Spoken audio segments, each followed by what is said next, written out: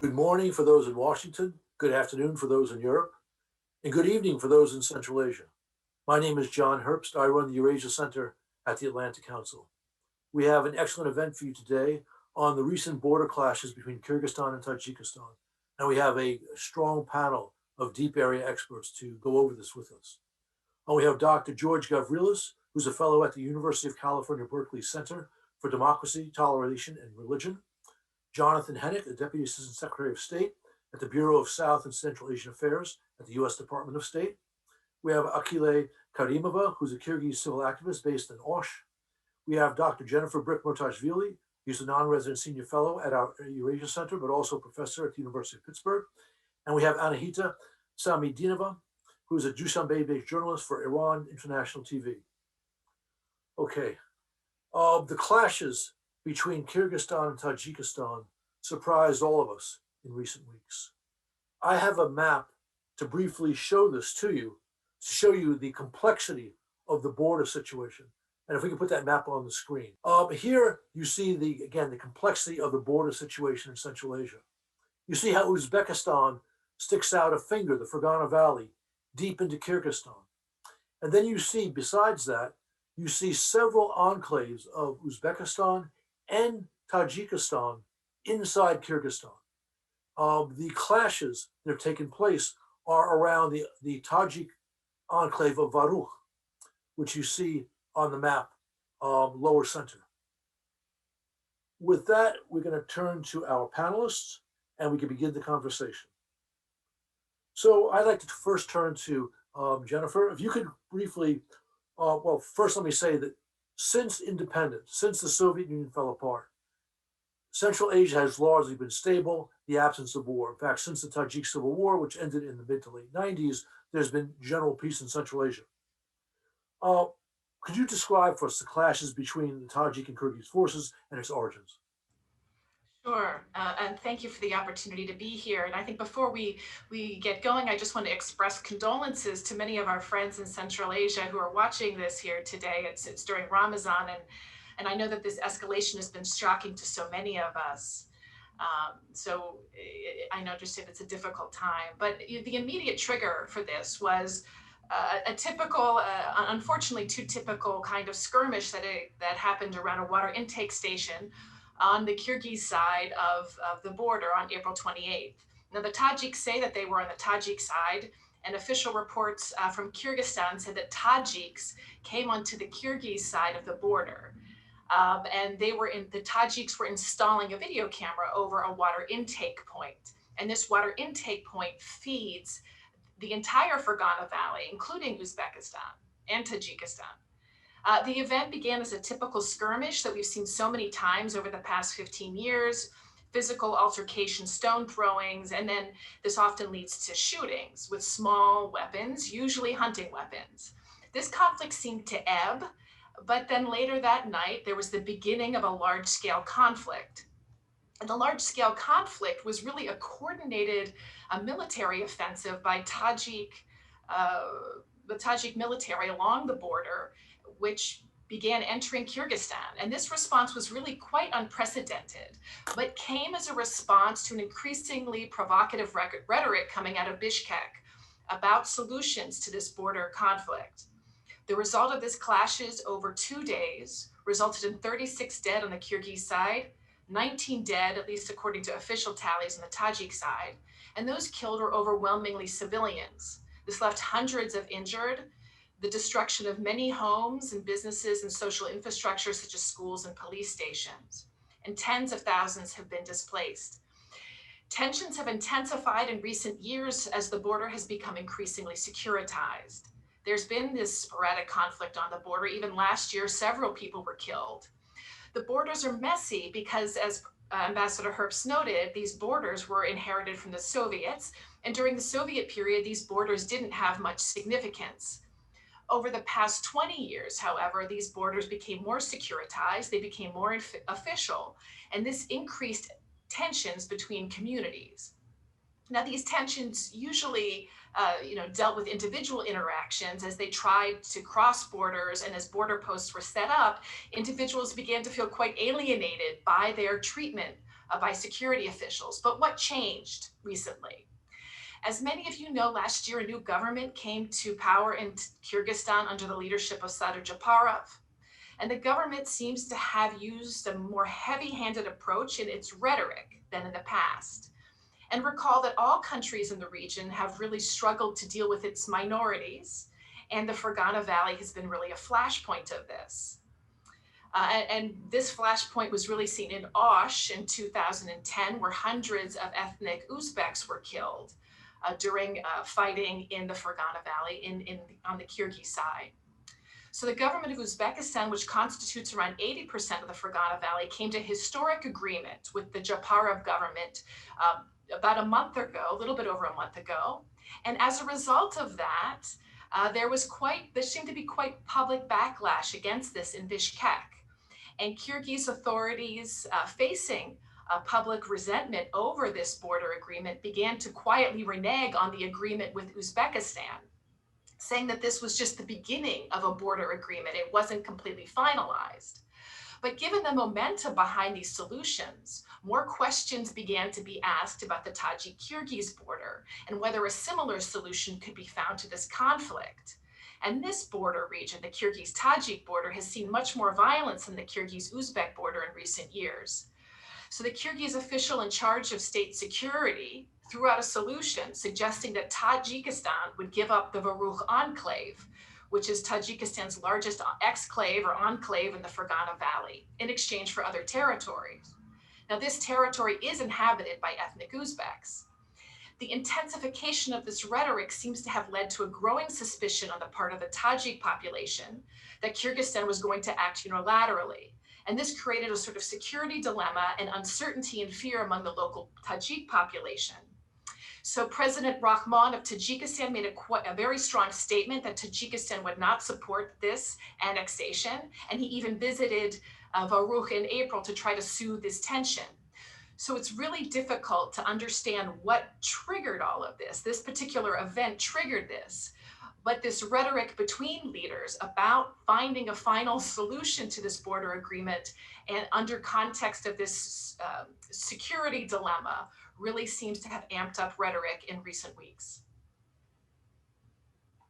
Jennifer, thank you very much. That was an excellent overview. All right. Akile, how is the conflict looked at in Kyrgyzstan? Thank you very much for inviting me. It's such an honor for me to represent the voice of Kyrgyz civil society here.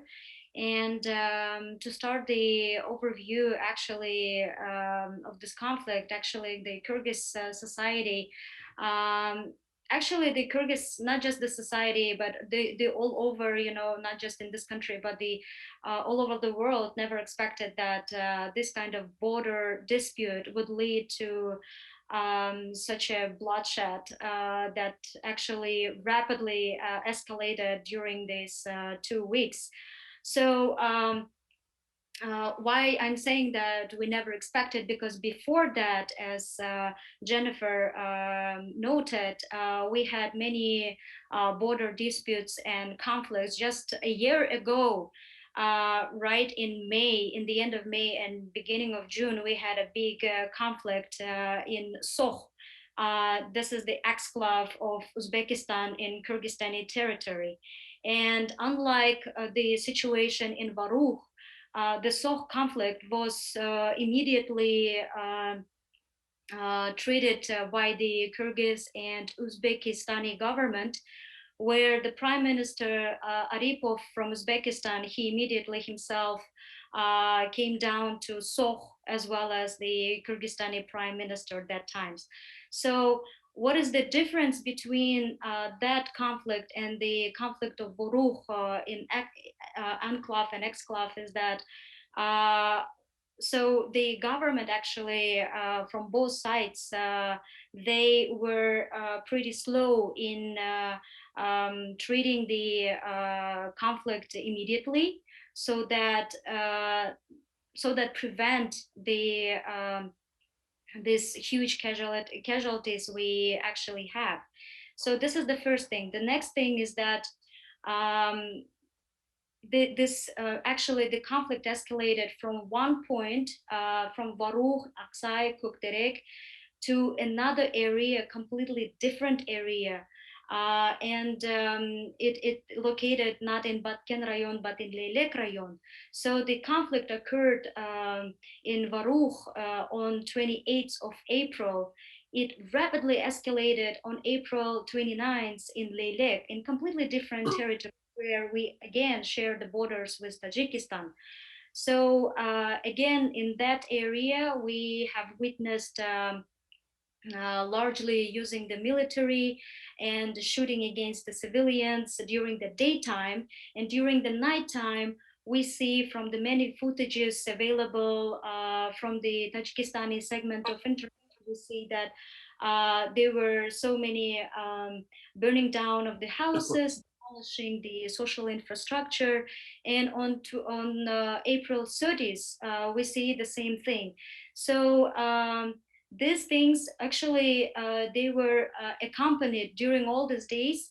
The government of Tajikistan and the government of Kyrgyzstan, they had several attempts to ceasefire, but all of those attempts were they were never I mean the both sides were never committing to those ceasefire, which led to even more violence. So if you see the numbers, I see Jennifer already reported about the numbers, but also I would like to note on the escalation of the conflict via the social media. So unlike all of the border conflicts we've had with Uzbekistan and Tajikistan, this border conflict was widely accompanied by the social media, which actually, brought even more anger and even more mobilization from both sides. And not just in Tajikistan, but also from Kyrgyzstan. So that's why we've had on central squares here in Bishkek of many men mobilized and asking for guns and arms to go to Batken. So those things are very, those things actually brought so much concern to Kyrgyz civil society. And that's why these attacks, they are not viewed just the border conflict. They're viewed as the well-planned attack that actually led to such great casualties we never had before. So I think I will stop here. But before I will go, I will answer further questions, I would like to say that the Kyrgyzstani civil society actually has a great concern that if this occurred, where's the guarantee that it will never happen again? With this large militarization and securization on the borderlines, we have great concern that it can happen again on those territories that are still under a great dispute from both sides. If so, we're not just concerned, but also we are looking for the decisive steps that would lead to file all of those military crimes, armed crimes, and to file and report that into international criminal court. Thank you. Okay, thank you. I want to have a quick follow-up here. Would you say that social media had a role in stirring this up in ways it did not have in the Osh incidents from 2010? I think it's a good question. Actually, I was thinking about that because, the social media was not just active before and during the conflict itself. The social media was even active and went viral with the footages of the allegedly Tajikistani army with the Tajikistani militia official, where we've seen from the footages the army was on the territory of Kyrgyzstan. And this footage went viral on May 2nd, when we've had no actually attacks and conflicts. So so here you can see the similarity with the social media widespread involvement into conflict with the June 2010. Thank you. Okay, Anahita, your view from Tajikistan. Um, Hello, everyone. Thank you for inviting me as well. So I just wanted to say to come back what happened between our countries. Like in Dushanbe, no one expected as well. But our access to information was very limited actually. I just traveled to that area on May 1st. But as you know, the incident started on April 28th. But just I want to say before what happened. When Kamchibek Tashiv, the head of GKNB of Kyrgyzstan, started to talk about to exchange voruch to Excuse me, some. Anahita, could you Uh, tell the audience what the GNB is? yeah, it's the Committee on National Security. Good, It's thank you. the former KGB. I noticed on Tajik segment of social media when the Kamchibek Tashiyev speech was published, you can see, I saw a lot of active Tajik users on social media started to talk that Voruch, it's our territory. We don't want to exchange Voruch to some other Kyrgyz territories. After that, just to remind you what happened on March 30, as Jennifer noticed about this military exercises, and the Tajik side, like in Sud region, they didn't know about this upcoming military exercise. Uh, when I went to that area, I talked to people in the villages and I asked what happened. Because usually, as we know, like we had a lot such type of cases, mostly 150 cases before, but not at this scale.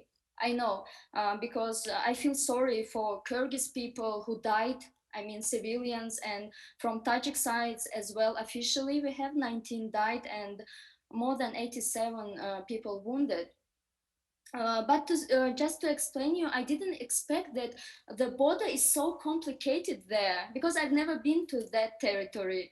And you can see one Kyrgyz house, like one Tajik house, and it's like a chess. A lot of disputed territories, and people there, they were talking that in the springtime we don't have access to water because the distribution of water is not fair, and sometimes they don't know like the land how to use it. They go somewhere and it's apparently the Kyrgyz territory, and the locals from the Kyrgyz side, they are starting like throwing the stones to them.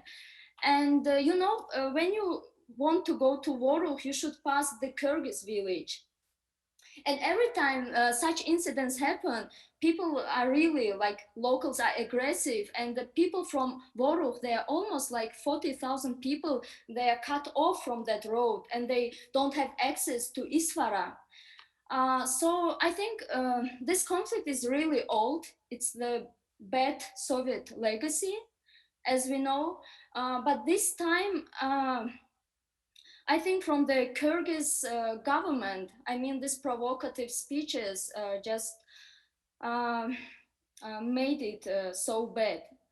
Uh, what else I wanted to say? Just one thing, that the lack of trust. When you go to these communities, I didn't have the chance to talk to Kyrgyz people, unfortunately. I would love to talk, but even today, my friend, he's a blogger. He went to that area.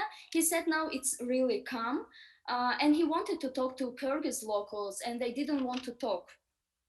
So it would be good to hear their views as well. Also, what we noticed during this conflict, that how our journalists, I mean the local one, they were not prepared to cover such a conflict situation. And that's why we didn't have, because from the Tajik side, we had also burnt houses, destroyed houses, but nobody reported about it till like May 2nd. But from the Kyrgyz side, we saw a lot of aggressive, um, when even I tweeted some Tajik houses, I saw a lot of negative comments from the Kyrgyz side. They were saying that it's a fake photos. You just took some photos from Kyrgyz villages and just published it. Um, there was some kind of coordinated attack on social media, and it wasn't helpful, I think. Okay, thank you very much, Anahita. We've just heard two rather different views from the Kyrgyz and the Tajik side of this incident. George, you've got a background, I think, in peace building. The clash took place in, again, complex geography of the Ferghana Valley. There are reports now of ethnic cleansing in the area, although officials, both Tajik and Kyrgyz, have denied those reports. Is there, in fact, ethnic cleansing going on? And what are the prospects for escalation of this conflict? Thank you, Ambassador. Everyone, it's a pleasure to be on this panel with you, although the occasion is very sad. The one optimistic thing I would say in response to your question, Ambassador, is that I would not use the term ethnic cleansing for the situation. There's certainly ethnic animosity. There's certainly a lot of distrust, but it's not just about ethnic tensions. There's also resource competition. Sometimes families from the same village from two different ethnicities dislike each other for other reasons other than ethnicity. So there's a lot that's going on here. So the good thing is that I think we should steer clear of labeling it ethnic cleansing and rejecting anyone else's claim to label it ethnic cleansing, if only because such a label increases the tension so much on the ground and in social media and among peacekeeping circles that I think it would be unhelpful. The one positive aspect to what we're seeing is that in terms of the continuum of border violence, if we look all around the world at other border conflicts, it's still very low in terms of the intensity and in terms of the amount of deaths, even though any death is really sad and unfortunate. So when you compare it to some of the violence that we saw along the borders of Yugoslavia in the 90s, or Kosovo, or Eritrea and Ethiopia, where the deaths were in the tens of thousands or many thousands, this is much lower. And it's still lower less if we look at what happened, let's say, along Tajikistan-Afghanistan's border in the 1990s, especially during the Civil War, where there was a lot of border violence, and you could probably add the deaths up to several hundreds. So this for me felt a little bit reminiscent of what we saw, for example, on Cyprus in the 1990s, when there were skirmishes between civilians on both sides that in some cases got armed, in some cases got militarized. The bigger question is the one about escalation and what the prospects are for this to escalate. And I see this in two ways. There's the short term, and I think the prospect for escalation is fairly low in the short term, because when you have incidents like this, if they don't immediately continue and escalate, it tends to get much quieter. My bigger concern is about the longer term. And I think the longer term is where we have a lot of potential for these kinds of conflicts to well up again and to cause even more violence and death than we saw. So we have to figure out how to solve this very, very productively. Thank you. Okay, thank you. Jonathan, representing the State Department.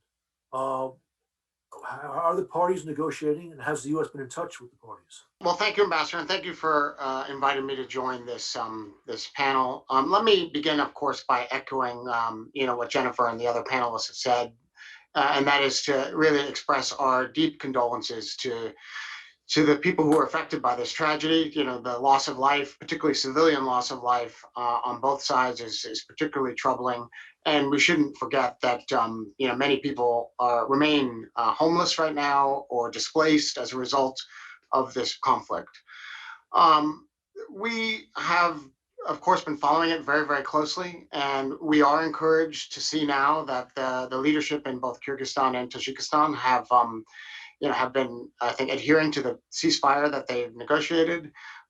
We know that early on in the conflict, the foreign ministers and the presidents, as well as the heads of the committees for national security, were in direct contact, which is encouraging. But at the same time, we really cannot take for granted that that the situation is resolved. It is not. It's going to require, I think, peace and stability to create the conditions for people to be able to return to their homes and for rebuilding to commence. And so we are in direct contact, of course, through our embassies in Bishkek and in Dushanbe with the leadership of both countries. We've been in touch with their embassies here in Washington. We have, offered in any way we can to support a peaceful resolution to this conflict, and more importantly, we have really urged the leadership here to take responsibility and to look forward at creating the conditions so that this type of thing doesn't happen again. I'm struck by some of the comments that the other panelists have made. I don't think it's helpful to really look backwards. I think really the important thing here is to look forward. As far as de-escalation, I am maybe admittedly naively, but somewhat optimistic. We've seen a lot of progress over the last couple of years among the governments of all 5 countries in Central Asia in terms of willingness to engage directly with one another, to resolve a number of issues which prevented cooperation and collaboration in the past. And we still see, I think, a real willingness to work cooperatively in the region, to make the region, to create the conditions, I think, for peace and prosperity throughout the region. I don't think I don't want to minimize for a second the complexities of the situation on the ground. The borders are extremely complicated, and I think there's no issue that arouses kind of emotions and tensions more than the question of land and borders. And so we are certainly willing to do what we can in terms of our partnership with these countries to support a peaceful resolution to the issue. We also think that the Organization for Security and Cooperation in Europe can play a very useful role here. I know the UN has also offered their assistance. And so hopefully going forward, we will be able to avoid further escalation and further casualties. Back to you, Ambassador. Thank you very much. Okay, Jennifer, what has been the reaction to the clashes from Uzbekistan, Kazakhstan, and Russia? Well, this is sort of, I think, where there's been a bit of a surprise that there hasn't been a much stronger reaction from other countries in the region.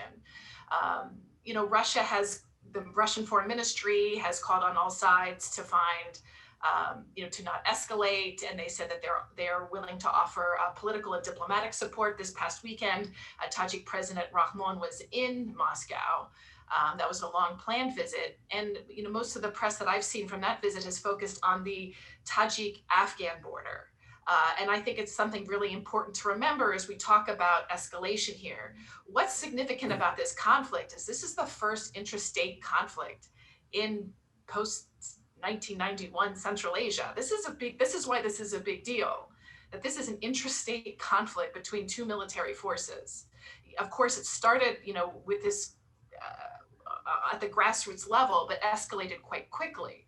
So I do think that this is why there's such a reason that so many people are concerned about this, about what kind of precedent this takes, and why. So Russia has, said that, it help both sides find a resolution to the conflict. I think Russia is very concerned about this being a distraction from the U.S. military withdrawal on the Tajik-Afghan border, and I would suggest that this is where Tajikistan has had its most pressing concerns in recent years. Kazakhstan has said that it would offer to mediate. The president of Kazakhstan called on all sides to respect a ceasefire. Same thing from Uzbekistan. Uzbekistan has really taken this as an opportunity to sort of claim its sort of regional leadership status. And one of the president's advisors, Kamil Alamjanov, he's not a presidential advisor, but he's the person who chairs the public fund for media development, really took credit for this in public and said that President Mirziyoyev of Uzbekistan had mediated this dispute between the 2 presidents. I'm not sure if that's the case or not, but it definitely sees itself as a regional mediator and is really coming out offering assistance to both sides. I mean, the OSCE and the EU have both offered have called on all sides to respect a ceasefire, but we really haven't seen a lot of the international community take a large role in mediating this conflict. So it'll be interesting to see what happens, and I'm curious to hear from the other panelists about their views of Russia in all of this as well. Okay, thank you. Akile, there has been some concern in the West that Kyrgyzstan is heading in a more authoritarian direction. For example, we could point to the peculiar treatment of Andrew Cutchins, the American Eurasian expert, well known and favorably known in Washington, who's been the president of the American University of Central Asia, who has been summoned by the police. What is the role, in your judgment, if any, of domestic politics in Kyrgyzstan on the border issue? Thank you very much for the question. Actually, so I want to start with the little discourse, to this attacks against AUCA in Kyrgyzstan. Actually, it started out maybe since 2010 in my observation. The AUCA, we have to understand that the AUCA is kind of a symbol of democracy, liberalism in Kyrgyzstan, not just in Kyrgyzstan, but for the whole Central Asia. And not just AUCA got under the heavy attack of different nationalist groups here in Kyrgyzstan, and that actually have their representation in parliament and in the government. But also, I want to admit that along with the heavy attack, we have pretty strong Kyrgyz civil society that actually has been standing with AUCA during the whole period of dark days of these attacks. So just last year we had the attack of using the LGBTQ community of AUCA, and maybe you've heard about that. So and then it's just one of the examples that pops up in my mind, but they've been pretty many, and the newspapers and the media here has been using that a lot. And every single time when we, as civil activists, we observe that, we perceive it with great concern, and we don't get in silence. We immediately go viral with the social campaign in social media that actually highlights how important AUCA is for our country.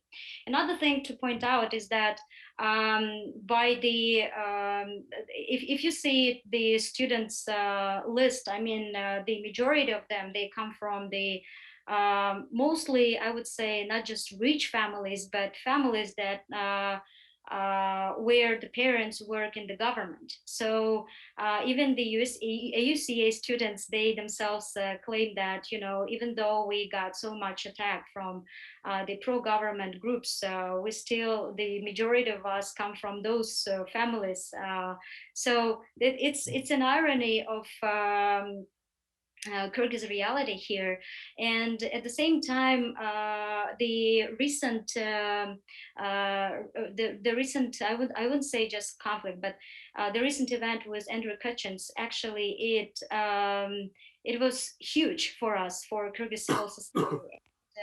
We immediately, actually, again, we said to our Kyrgyz civil society that we are not with that. We stand with the UCA. And the thing that the government got in under the heavy, criticism, not just from the Kyrgyz civil society, but from the political groups that criticize the government for this treatments against AUCA and AUCA people. And one thing I want to point out is that the political treatment of the border conflicts here in Kyrgyzstan is very interesting and complex.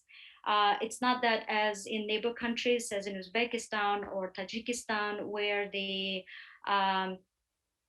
hierarchy of the power is pretty strict, so that it's pretty authoritarian, and all of the issues, including the border conflicts, they've been resolved by the leaders. Here in Kyrgyzstan, recently, with the new leadership of Sadir Japarov and Tasheyev, we've had many complex issues emerged immediately, because Sadir Japarov, he started out with his visit to Uzbekistan, where with the president, Mr. Mirziyoyev. He was in handshake saying that all of the border disputes with Uzbekistan are now over.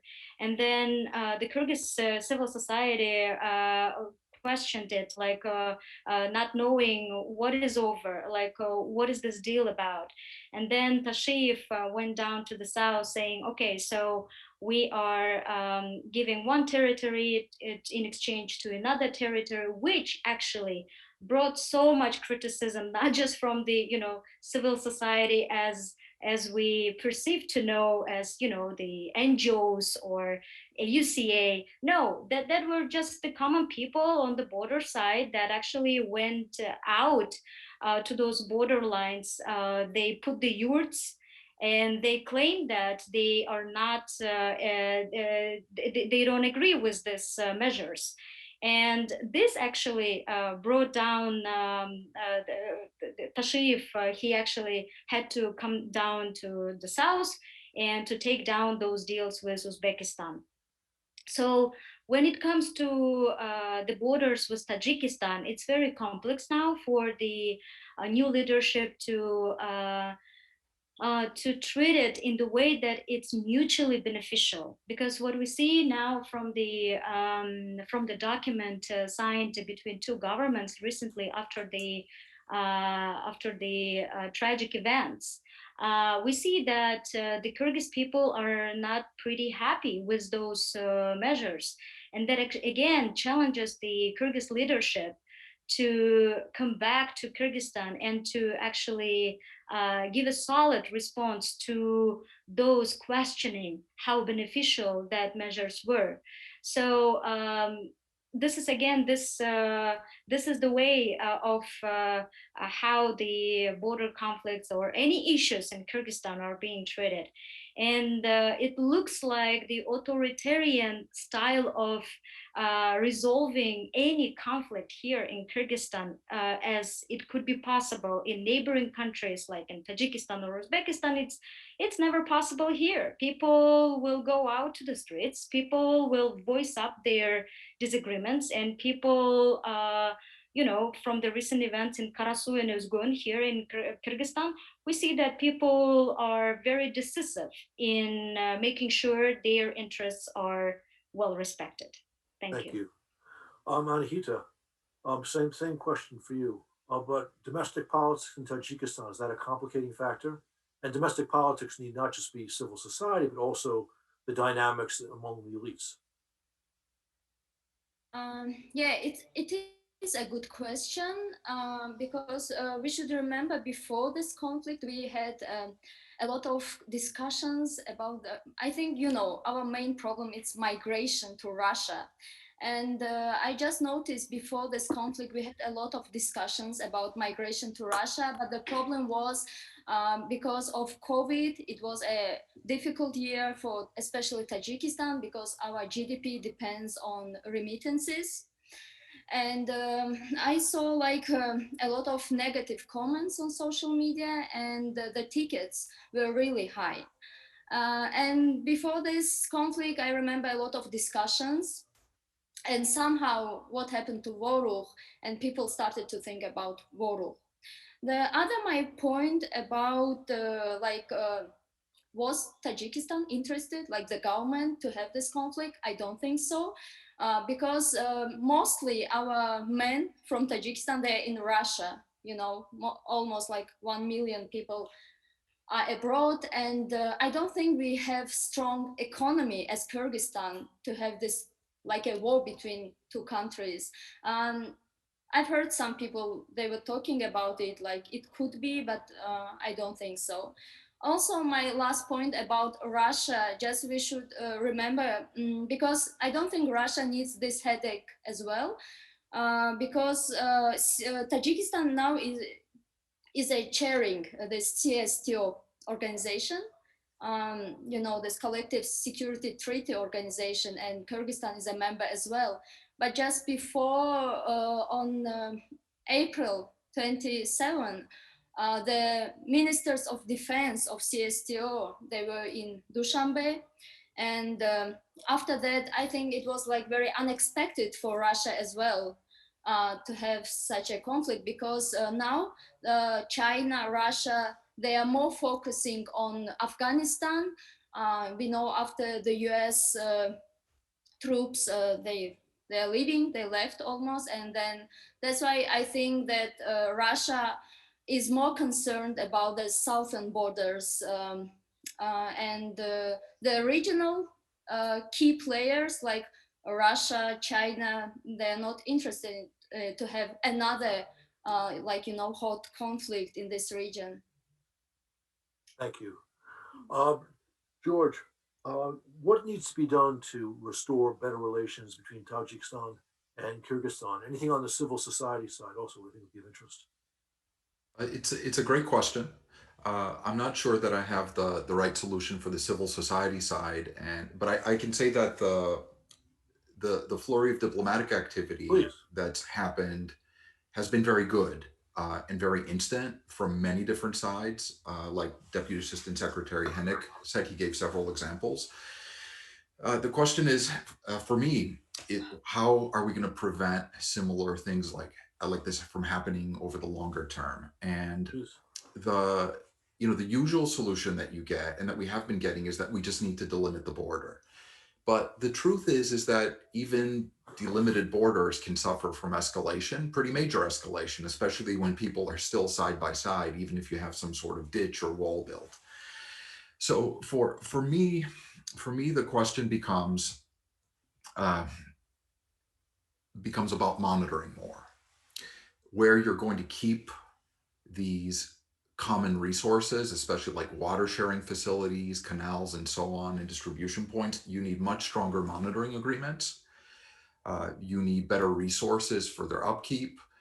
And at the same time, border management, which is the very problem here, is also a contributing factor, because one of the things that's happened over the years is that there's been a lot of arms smuggling across borders.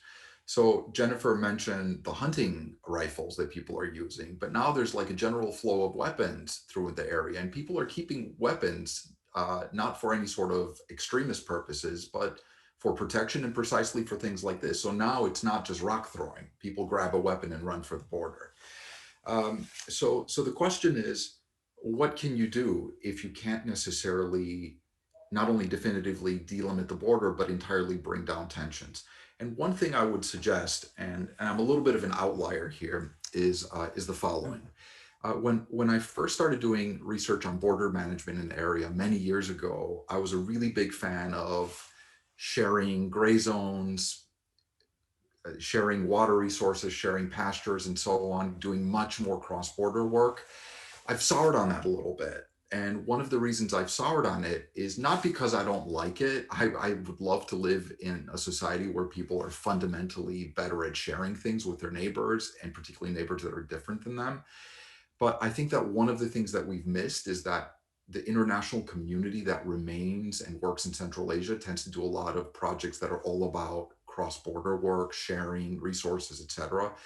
But what people are increasingly telling us in parts of the Ferghana Valley is that they no longer want to look across the border. They want to divide. They want to have their own resources. So I think we need to do, first of all, like a fundamental survey of the border region and find out where people are still willing to try to live neighborly and to share resources across the border, and where they have just given up on that, and where they want their own resources, their own parallel resources. So I think over the short term, a mapping project like that would be a really good step towards coming up with longer term solutions, because the longer we wait and the longer the border isn't delimited and the longer nationalism stays around, we're going to have events like this again. Thank you. Thank you. Jonathan, the last question for me is for you. We've already talked a little about Russia. We've also mentioned China. Has the U.S. had a conversation with Moscow, or for that matter, Beijing, on this?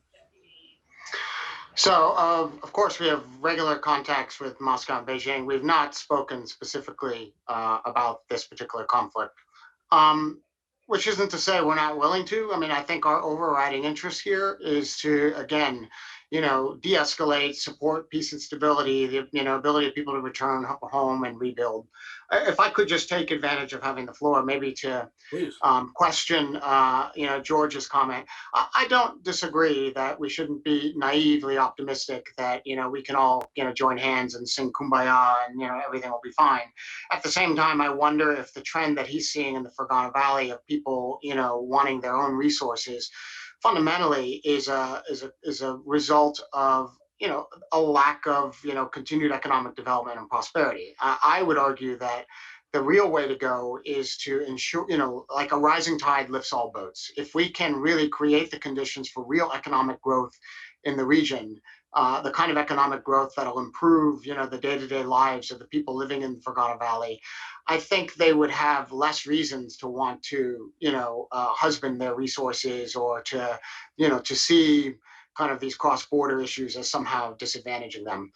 The reality is there's tremendous potential in Central Asia, both in terms of intra-regional trade and cooperation, as well as, once we are able to effectively, create connectivity between Central Asia and, and the rest of the world, there's enormous potential for growth. And I think with that, we would see a gradual reduction in the kind of tensions that we're seeing here.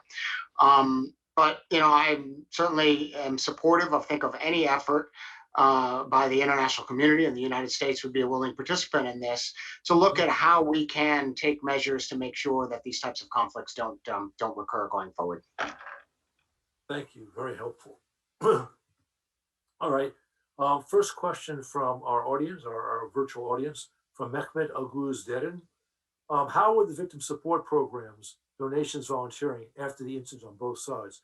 Akile, if you could provide within 60 seconds an answer to the question from the Kyrgyz side.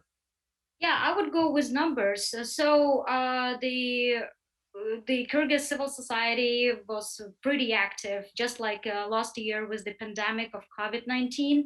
So when there was no response from the government, the people actually took an active stand for people.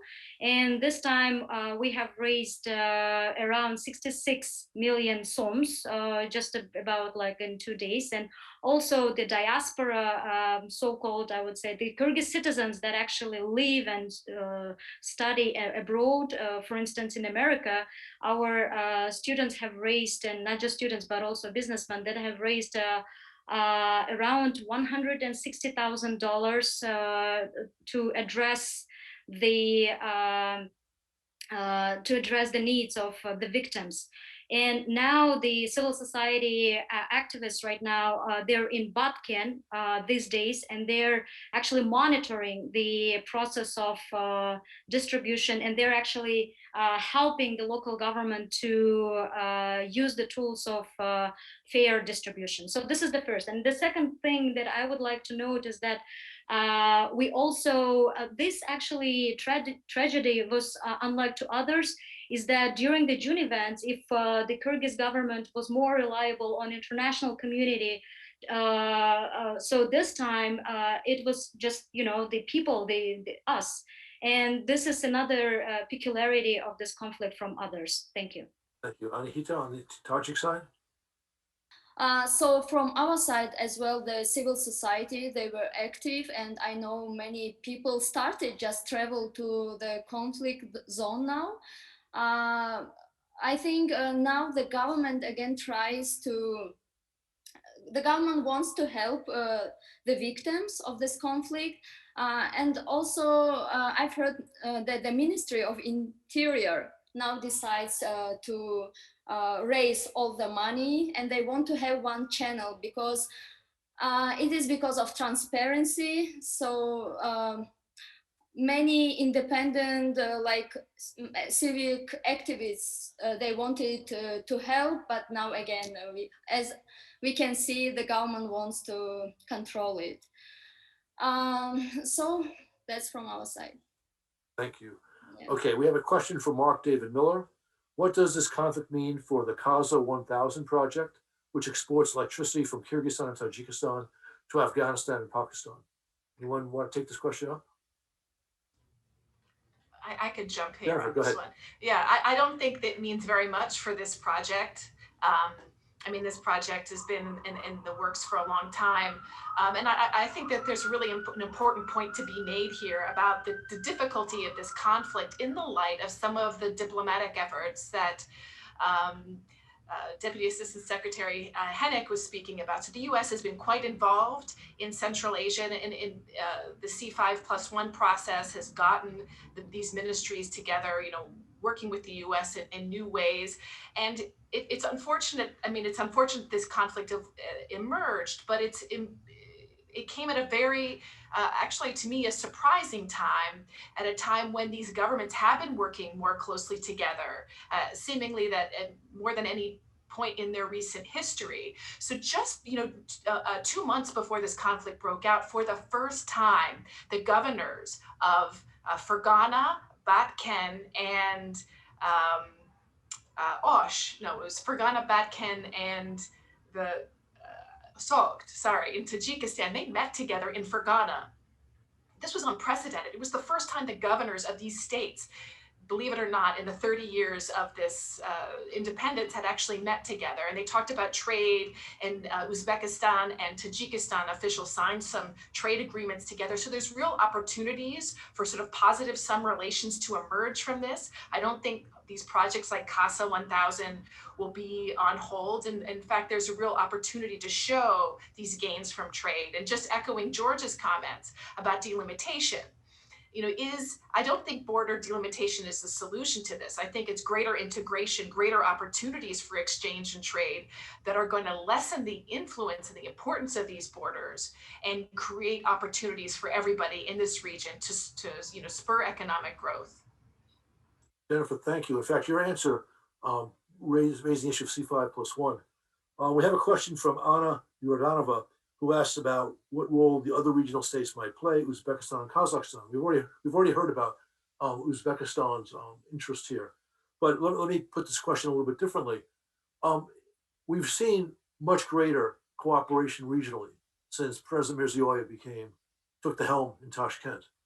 Might this issue be something which the upcoming summit of the Central Asian states might address?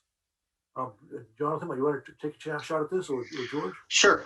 I welcome the thoughts of others as well. But I think Jennifer put it really well, which is we have seen, I think, incredible degree of cooperation across the region, which is not to say that these countries, I think, are interested in or should be giving up their independence or sovereignty or compromising on things like borders.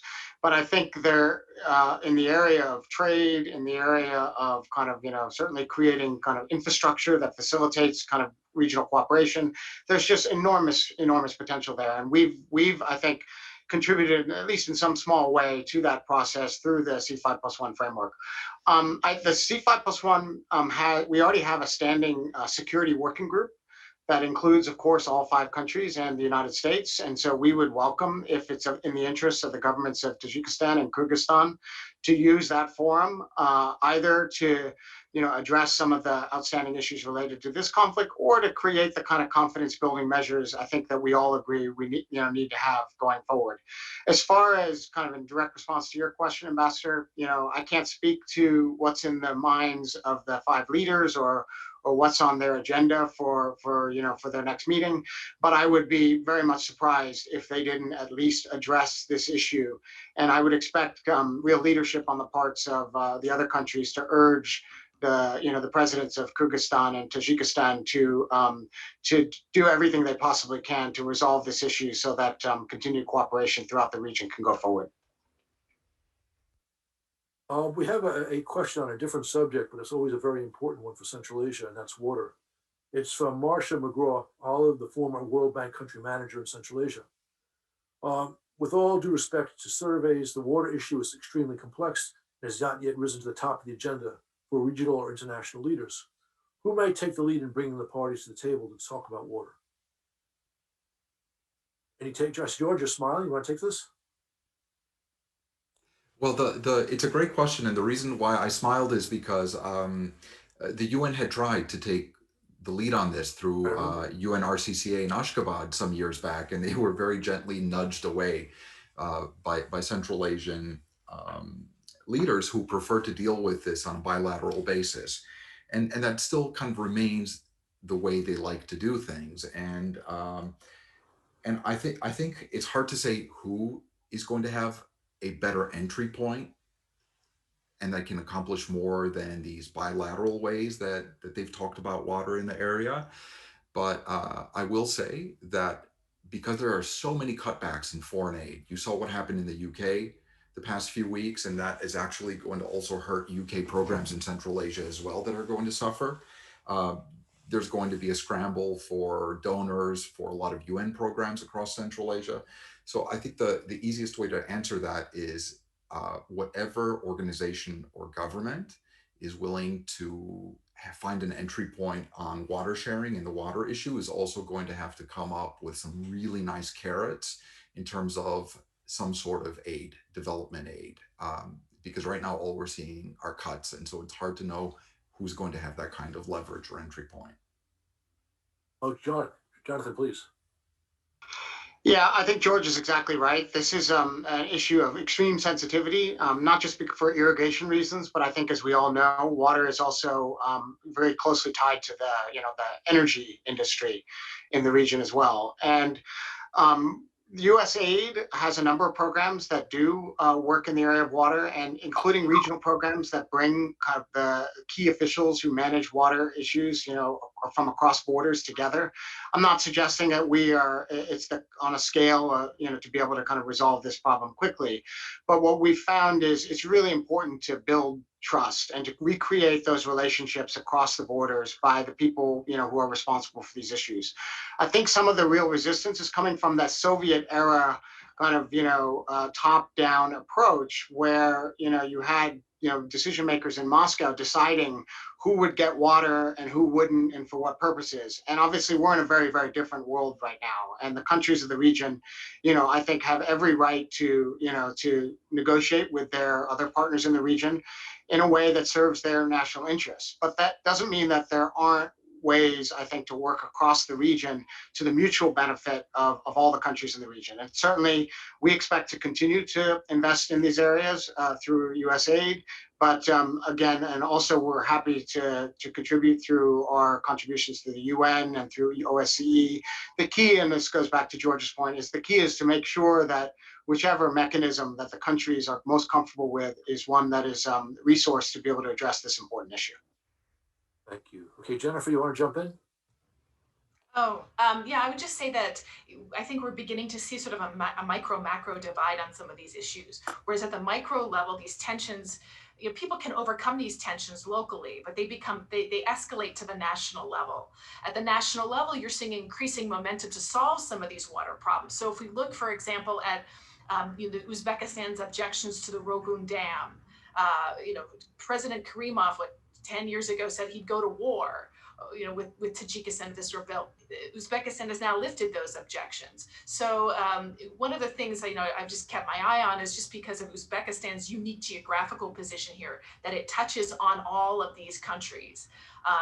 Its willingness to participate in this could affect these dynamics for the better. But I think the internal dynamics inside the country will limit its ability to do so.